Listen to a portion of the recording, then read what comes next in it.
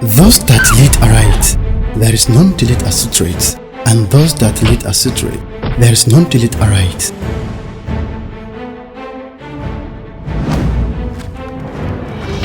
In the ancient time, people believed in different things in times of worship, which was why many of them had uncountable gods.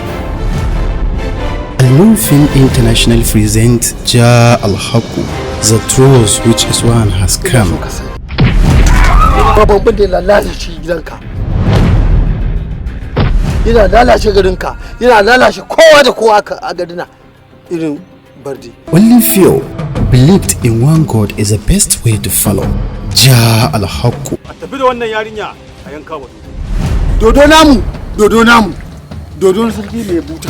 Ga abincin ka nan da sarki ya saba baka.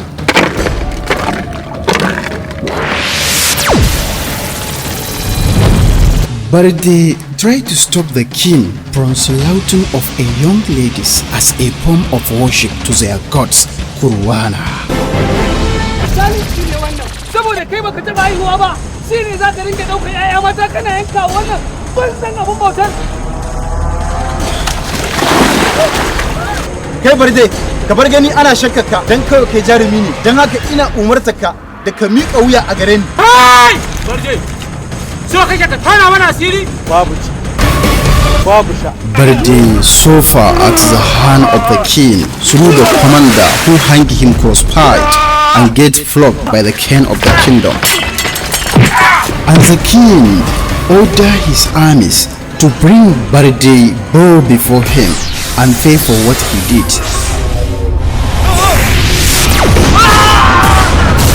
Starring Baba Labaran, Ummi Dorayi, Bashir Nayaya, Rabi Rikadawa, Abdulrazak Sultan, Malam Inuwa, Zara Muhammad, and others.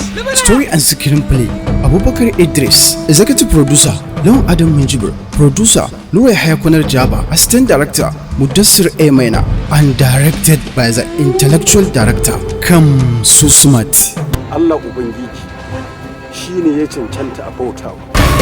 Allah Ubangiji shine mahalicin kowa, shine mahalicin komai, shi ya halicci wannan ruwan bautawa, shi ya halicci abin da yake cikin ruwa.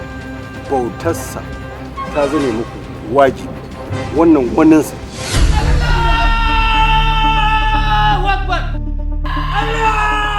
Marketed and distributed by Jamil Ayu Mafara, Kofar Wambai Market Kano. Ja Al-Haqqu, coming soon.